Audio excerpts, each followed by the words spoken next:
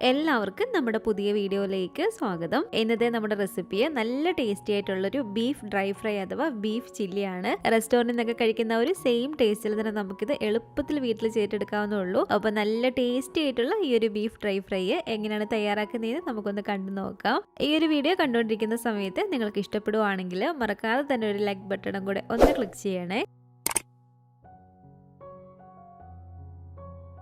അപ്പോൾ ഈ ഒരു ബീഫ് തയ്യാറാക്കാനായിട്ട് ഞാനിപ്പോൾ ഇവിടെ 1 കിലോളം ബീഫ് നല്ലപോലെ തന്നെ ക്ലീൻ ചെയ്ത് കഴുകി അതിൻ്റെ വെള്ളമൊക്കെ നന്നായിട്ട് തോർന്നിരിക്കുകയാണ്. നമ്മൾ ഈ ഒരു ബീഫ് ഡ്രൈ ഫ്രൈ ഉണ്ടാക്കാൻ വേണ്ടിയിട്ട് ബീഫ് എടുക്കുമ്പം എല്ലില്ലാത്ത ബീഫ് ആണ് കേട്ടോ എടുക്കാൻ വേണ്ടിയിട്ട്. ബീഫ് ഇതുപോലെ ഈ ഒരു വലുപ്പത്തിലാണ് കേട്ടോ ഞാൻ കട്ട് ചെയ്തെടുത്തിരിക്കുന്നത്. ഇനി നമുക്ക് ഈ ഒരു ബീഫ് ഫുള്ള് ഇതുപോലൊരു കുക്കറിലേക്ക് മാറ്റി കൊടുക്കാം.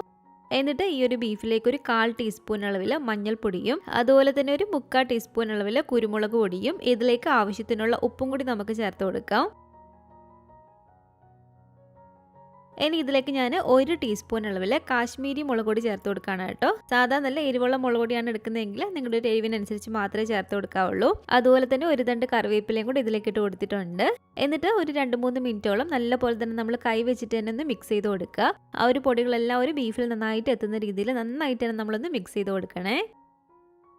അപ്പോൾ ഇതുണ്ടല്ലോ, ഇതുപോലെ ഞാനൊന്ന് മിക്സ് ചെയ്തെടുത്തിട്ടുണ്ട്.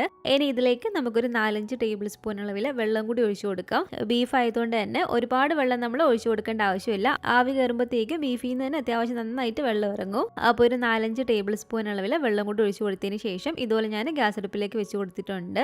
ഈ ഒരു ബീഫ് നമ്മൾ ഡ്രൈ ഫ്രൈ ചെയ്യാനായതുകൊണ്ട് തന്നെ ഇത് വേവിക്കുന്ന സമയത്ത് പ്രത്യേകം ഒന്ന് ശ്രദ്ധിക്കണം കേട്ടോ. നമ്മൾ കറിക്കൊക്കെ വേവിക്കുന്ന പോലെ മുഴുവനായിട്ട് ബീഫ് അങ്ങ് വേവിക്കേണ്ട. ഏകദേശം ഒരു 3/4 ഭാഗത്തോളം ഒരു 75-80% മാത്രമേ ഇതുപോലെ നമ്മൾ പ്രഷർ കുക്കറിൽ വേവിക്കുന്ന സമയത്ത് വേവിച്ചിട്ടെടുക്കാവുള്ളൂ. ബാക്കി ആ ഒരു 1/4 ഭാഗം നമ്മൾ ഫ്രൈ ചെയ്യുന്ന സമയത്താണ് വെന്ത് വരേണ്ടത്. അതുപോലെ തന്നെ മുഴുവനായിട്ട് അങ്ങ് വേവാതെ ഏകദേശം ഒരു 3/4 ഭാഗത്തോളം വെന്ത് കിട്ടിയാൽ മാത്രമേ നമുക്കിത് കട്ട് ചെയ്തെടുക്കാനും പറ്റത്തുള്ളൂ, ആ ഒരു നീളത്തിൽ പൊടിഞ്ഞു പോകാതെ. അപ്പോൾ ഇതുപോലെ മൂടി വെച്ച് അടച്ചു വെച്ച് കൊടുത്തിട്ട് നമുക്കൊരു ബീഫ് ഒരു 3/4 ഭാഗത്തുള്ളൊന്ന് വേവിച്ചിട്ടെടുക്കാം. പല സ്ഥലത്തെയും ബീഫിൻ്റെ ഒരു വേവ് പലതായിരിക്കും. അപ്പോൾ ഞാനിപ്പോൾ ഇതിൽ പറയുന്ന ഒരു കറക്റ്റ് വിസിലായിരിക്കണമെന്നില്ല നിങ്ങൾ വേവിക്കുന്ന സമയത്ത്. ഞാനിപ്പോൾ ഇവിടെ എടുത്തിരിക്കുന്ന ബീഫിന് അധികം വേവ് വേണ്ടാത്തതാണ്. അപ്പോൾ ഹൈ ഫ്ലെയിമിൽ ഒരു 2 വിസിൽ അടിക്കുമ്പോഴത്തേക്കും തന്നെ എനിക്ക് ഒരു 3/4 ഭാഗത്തോളം ഇത് വെന്ത് കിട്ടും. അപ്പോൾ നിങ്ങൾ എടുക്കുന്ന ഒരു ബീഫിൻ്റെ വേവ് അനുസരിച്ച് വേണം ഇതൊരു 3/4 ഭാഗത്തോളം വേവിച്ചിട്ടെടുക്കാൻ വേണ്ടിയിട്ട്. അപ്പോൾ ഹൈ ഫ്ലെയിമിൽ തന്നെ വെച്ച് കൊടുത്ത് ഇതുപോലെ 2 വിസിലടിച്ച് കഴിയുമ്പോഴത്തേക്കും തന്നെ ഞാൻ ഫ്ലെയിം അങ്ങ് ഓഫ് ചെയ്ത് കൊടുക്കുകയാണ്. ഇനി ഒരു പ്രഷർ കുക്കറിൻ്റെ ഈ ഒരു ആവി നല്ല പോലെ തന്നെ പോയതിന് ശേഷം മാത്രമേ നമ്മളിത് തുറന്ന് നോക്കാവുള്ളൂ. അപ്പോൾ ആവി മുഴുവനും പോയിട്ടുണ്ട്. ഇനി നമുക്കിതൊന്ന് തുറന്ന് നോക്കാം. എനിക്കിപ്പോൾ ഇതിവിടെ കറക്റ്റായിട്ടാണ് കേട്ടോ വെന്ത് കിട്ടിയിരിക്കുന്നത്. ഏകദേശം ഒരു 3/4 ഭാഗത്തോളം മാത്രമേ ബീഫ് വെന്തിട്ടുള്ളൂ. ഇനി ഈ വെള്ളത്തിൽ നിന്ന് ഈ ഒരു ബീഫ് കഷ്ണങ്ങളെല്ലാം തന്നെ വേറൊരു പാത്രത്തിലേക്ക് മാറ്റി കൊടുത്തിട്ട് ചെറിയതായിട്ട് അതിൻ്റെ ചൂടൊന്ന് കുറയാൻ വേണ്ടിയിട്ട് നമുക്ക് വെക്കാം. അതുപോലെ തന്നെ നമ്മൾ ബീഫ് വേവിച്ച് ഈ ഒരു വെള്ളം മുഴുവനും അങ്ങ് കളയണ്ട. ഇതിൽ നിന്ന് കുറച്ചെടുത്ത് ഈ ഒരു ബീഫ് സ്റ്റോക്ക് നമ്മളൊന്ന് മാറ്റി വെക്കാം കേട്ടോ.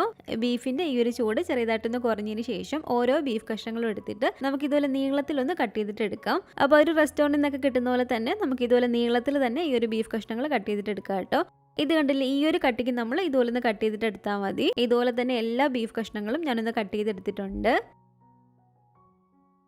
ഇനി നമുക്ക് ഇതുപോലെ ഈ ഒരു പാത്രത്തിലേക്ക് ഒരു 2.5 ടേബിൾ സ്പൂൺ അളവിൽ കാശ്മീരി മുളക് പൊടി ചേർത്ത് കൊടുക്കാം. കാശ്മീരി മുളക് പൊടി ആകുമ്പോൾ ഒരുപാട് എരിവില്ല, പക്ഷെ നല്ലൊരു കളർ കിട്ടാൻ വേണ്ടിയിട്ടാണ് കാശ്മീരി മുളക് പൊടി തന്നെ ചേർത്തിരിക്കുന്നത്. ഇനി അഥവാ നിങ്ങൾ സാധാ എരിവുള്ള മുളക് പൊടിയാണ് എടുക്കുന്നതെങ്കിൽ നിങ്ങളുടെ ഒരു എരിവിനനുസരിച്ച് മാത്രമേ ചേർത്ത് കൊടുക്കാവുള്ളൂ. ഇതിലേക്ക് ഒരു 2 ടേബിൾ സ്പൂൺ അളവിൽ ഇഞ്ചി വെളുത്തുള്ളി പേസ്റ്റും കൂടി നമുക്ക് ചേർത്ത് കൊടുക്കാം.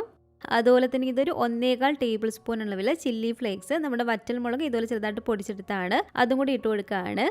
ഇതൊരു 3/4 ടീസ്പൂൺ അളവിൽ പെരിഞ്ജീരകത്തിൻ്റെ പൊടിയോ വറുത്തിട്ട് പൊടിച്ചെടുത്താണ് കേട്ടോ.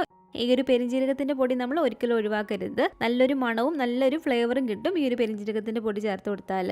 അതുപോലെ തന്നെ 1 ടീസ്പൂൺ അളവിൽ കുരുമുളക് പൊടിയും കൂടി ചേർത്ത് കൊടുക്കാം. കുരുമുളക് പൊടി ചേർത്ത് കൊടുക്കുമ്പോൾ നമ്മുടെ ഒരു എരിവിനനുസരിച്ച് മാത്രം ചേർത്ത് കൊടുക്കുക. ഇതൊരു 3/4 ടീസ്പൂൺ അളവിൽ ഗരം മസാലയാണ്. ഗരം മസാലയ്ക്ക് പകരമായിട്ട് നിങ്ങൾക്ക് മീറ്റ് മസാല വേണമെങ്കിൽ ചേർത്ത് കൊടുക്കാം. മീറ്റ് മസാലയാണ് ചേർത്ത് കൊടുക്കുന്നതെങ്കിൽ ഒരു 1.25 ടീസ്പൂണോളം ചേർത്ത് കൊടുക്കാവുന്നതാണ്. ഇതൊരു 2 ടേബിൾ സ്പൂൺ അളവിൽ നാരങ്ങാനീരാണ്. നാരങ്ങാനീരും കൂടി ഇതിലേക്ക് ഞാൻ ഒഴിച്ചു കൊടുക്കുകയാണ്. അതുപോലെ തന്നെ ഇനി നമുക്കിതിലേക്ക് വേണ്ടത് ഒരു 2.5 ടേബിൾ സ്പൂൺ അളവിൽ കോൺഫ്ലോറിൻ്റെ പൊടിയാണ്. അപ്പോൾ 2.5 ടേബിൾ സ്പൂൺ അളവിൽ കോൺഫ്ലോറിൻ്റെ പൊടി ഇട്ട് കൊടുത്തിട്ടുണ്ട്. അതുപോലെ തന്നെ 1 ടേബിൾ സ്പൂൺ അളവിൽ വറുത്ത അരിപ്പൊടി, നമ്മൾ പത്തിരി ഇടിയപ്പമൊക്കെ ഉണ്ടാക്കാൻ എടുക്കുന്ന വറുത്ത അരിപ്പൊടിയും കൂടി ഇട്ട് കൊടുക്കാം. 1/4 ടീസ്പൂൺ അളവിൽ മഞ്ഞൾപ്പൊടിയും ഇതിലേക്ക് ആവശ്യത്തിനുള്ള ഉപ്പും കൂടി നമുക്ക് ചേർത്ത് കൊടുക്കാം. ഇനി ഇതിലേക്ക് 1 ടീസ്പൂൺ അളവിൽ ഓയിൽ ചേർത്ത് കൊടുക്കുകയാണ്. ഓയിൽ ചേർക്കുന്ന സമയത്ത് വെളിച്ചെണ്ണ തന്നെ ചേർക്കുന്നതാണ് കേട്ടോ ടേസ്റ്റ് നല്ലത്. ഇനി അഥവാ നിങ്ങൾ വെളിച്ചെണ്ണ ഉപയോഗിക്കത്തില്ലെങ്കിൽ ഏത് ഓയിലാണ് നിങ്ങൾ ഉപയോഗിക്കുന്നത് ആ ഓയിൽ ഇതിലേക്ക് ചേർത്ത് കൊടുക്കാവുന്നതാണ്. ഇത് നമ്മൾ ബീഫ് വേവിച്ച ഒരു വെള്ളം തന്നെയാണ്. ഇതൊരു 2-3 ടേബിൾ സ്പൂണോളം ഇതിലേക്ക് നമുക്ക് ഒഴിച്ചു കൊടുക്കാം. എന്നിട്ട് നന്നായിട്ടൊന്ന് മിക്സ് ചെയ്ത് കൊടുക്കാം കേട്ടോ. നമ്മൾ ഇതുപോലെ ഈ ഒരു മസാല മിക്സ് ചെയ്യുന്ന സമയത്ത് ഇത് ഒരുപാട് ലൂസായിട്ട് പോകരുത്. ആ ഒരു ബീഫിൽ നന്നായിട്ട് പറ്റി പിടിച്ചിരിക്കുന്ന ഒരു രീതിക്ക് മാത്രമേ നമ്മൾ മസാല റെഡിയാക്കി എടുക്കാവുള്ളൂ. അപ്പോൾ ഒരു ബീഫ് സ്റ്റോക്ക് ഒഴിച്ചു കൊടുക്കുന്ന സമയത്ത് ആദ്യം കുറച്ച് ഒഴിച്ചു കൊടുത്തൊന്ന് നോക്കുക കേട്ടോ. മസാല നമ്മൾ ഇതുപോലെ ഒന്ന് മിക്സ് ചെയ്തെടുത്തതിന് ശേഷം ഇതിന്റെ ഒരു ടേസ്റ്റ് ഒന്ന് നോക്കുക കേട്ടോ. എരിവോ ഉപ്പോ എന്തെങ്കിലും കുറവുണ്ടെങ്കിൽ നമ്മൾ ഇതിലേക്ക് ചേർത്ത് കൊടുക്കുക. ഇതിലൊരു കുറച്ചൊരു ഉപ്പിന്റെ ഒരു കുറവ് മാത്രമേ ഉള്ളൂ. അപ്പോൾ ആവശ്യത്തിനുള്ള ഉപ്പും കൂടെ ഞാൻ ഇതിലേക്ക് ഇട്ട് കൊടുത്തിട്ട് വീണ്ടും ഒന്ന് മിക്സ് ചെയ്തിട്ട് എടുക്കുകയാണ്. ഇനി ഇതിലേക്ക് നമ്മൾ ഇതുപോലെ നീളത്തിൽ കട്ട് ചെയ്തെടുത്ത് വെച്ചിരിക്കുന്ന ഒരു 1/4 ഭാഗത്തോളം വേവിച്ച് വെച്ചിരിക്കുന്ന ഈ ഒരു ബീഫ് ഫുള്ളായിട്ട് ഇതിലേക്ക് ഇട്ട് കൊടുക്കാം. എന്നിട്ട് ഈ ഒരു മസാല ഈ ഒരു ബീഫും കൂടെ നന്നായിട്ട് നമ്മളൊന്ന് മിക്സ് ചെയ്തിട്ട് എടുക്കാം കേട്ടോ. ഇതുപോലെ നമ്മൾ മിക്സ് ചെയ്തെടുക്കുന്ന സമയത്ത് ആ ഒരു ബീഫ് പൊട്ടിപ്പോകാതെ പതിയെ വേണം കേട്ടോ മിക്സ് ചെയ്തിട്ട് എടുക്കാൻ വേണ്ടിയിട്ട്. അപ്പോൾ ഇത് കണ്ടില്ല, ഇതുപോലെ ഞാൻ ഒരു മസാല എല്ലാം തന്നെ ബീഫിൻ്റെ എല്ലാ ഭാഗത്തും എത്തുന്ന രീതിയിൽ നന്നായിട്ട് തന്നെ ഒന്ന് മിക്സ് ചെയ്തെടുത്തിട്ടുണ്ട്.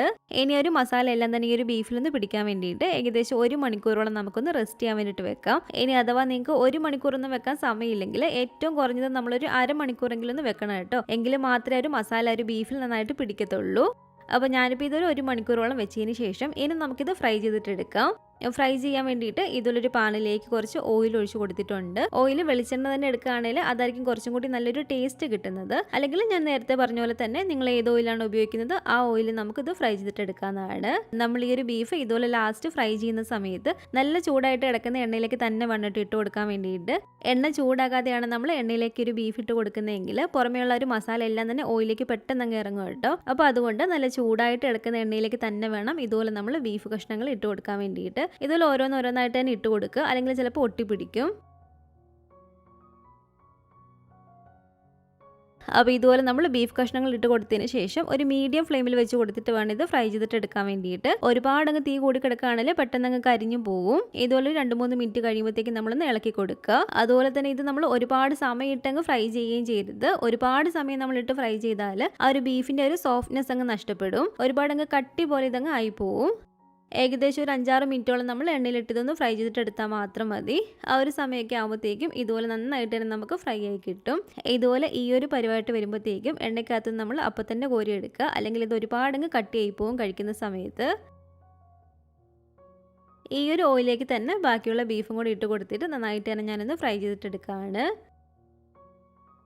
ഇനി ഈ ഒരു ഓയിലേക്ക് തന്നെ നമുക്ക് ഒരു 7ഓളം പച്ചമുളക് ഇതുപോലെ നെടുക്കെ കീറിയതാണ്, അതും കൂടി ഇട്ട് കൊടുത്തിട്ടൊന്ന് ഫ്രൈ ചെയ്തിട്ടെടുക്കാം.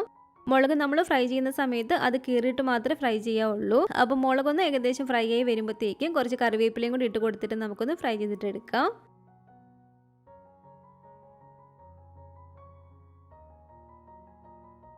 അപ്പോൾ ഇത് രണ്ടും ഇവിടെ ഫ്രൈ ആയി വന്നിട്ടുണ്ട്. ഇത് നമുക്ക് എണ്ണയ്ക്കകത്ത് നിന്ന് കോരി മാറ്റിയേക്കാം. നമ്മളിപ്പോൾ ഫ്രൈ ചെയ്തിട്ടെടുത്ത ഈ ഒരു കറിവേപ്പിലയും മുളകും ബീഫിലേക്ക് തന്നെ ഇട്ട് കൊടുക്കുക. അപ്പോൾ റെസ്റ്റോറൻറ്റ് സ്റ്റൈലിൽ നല്ല ടേസ്റ്റി ആയിട്ടുള്ള ബീഫ് ഡ്രൈ ഫ്രൈ അഥവാ ബീഫ് ചില്ലി ഇവിടെ റെഡി ആയിട്ടുണ്ട്. എളുപ്പമാണ് നമുക്കിത് വീട്ടിൽ തയ്യാറാക്കാൻ വേണ്ടിയിട്ട്. ഇത് നല്ല ചൂട് പൊറോട്ടയുടെ കൂടെയും അതുപോലെ തന്നെ ചപ്പാത്തിയും പത്തിരിയുടെ കൂടെ എല്ലാം കഴിക്കാൻ പറ്റിയ ഒരു അടിപൊളിയായിട്ടുള്ളൊരു റെസിപ്പി തന്നെയാണ് കേട്ടോ. അപ്പോൾ ഇന്നത്തെ നമ്മുടെ ഈ ഒരു റെസ്റ്റോറൻറ്റ് സ്റ്റൈലിൽ ബീഫ് ഡ്രൈ ഫ്രൈയുടെ റെസിപ്പി നിങ്ങൾക്ക് എല്ലാവർക്കും ഇഷ്ടപ്പെട്ടെന്ന് കരുതുന്നു. അപ്പോൾ നിങ്ങളിത് വീട്ടിൽ ട്രൈ ചെയ്ത് നോക്കിയിട്ടില്ലെങ്കിൽ ഒരിക്കലെങ്കിലും ഒന്ന് ഉണ്ടാക്കി നോക്കുക. ഉണ്ടാക്കി നോക്കിയിട്ട് നിങ്ങളുടെ അഭിപ്രായങ്ങളൊക്കെ മറക്കാതെ തന്നെ നമ്മുടെ കമൻറ്റ് ബോക്സിൽ വന്ന് അറിയിക്കണേ.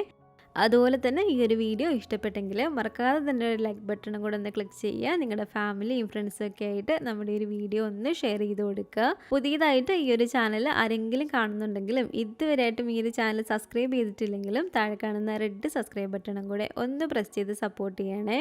കൂട്ടത്തിൽ ആ കാണുന്ന ബെൽ ഐക്കണും കൂടെ ക്ലിക്ക് ചെയ്ത് അതിൽ ഓൾ എന്ന ഓപ്ഷൻ തന്നെ കൊടുക്കുകയാണെങ്കിൽ ഞാനിടുന്ന പുതിയ പുതിയ റെസിപ്പികളൊക്കെ നിങ്ങൾക്ക് അപ്പം തന്നെ നോട്ടിഫിക്കേഷനായിട്ട് കിട്ടുന്നതായിരിക്കും.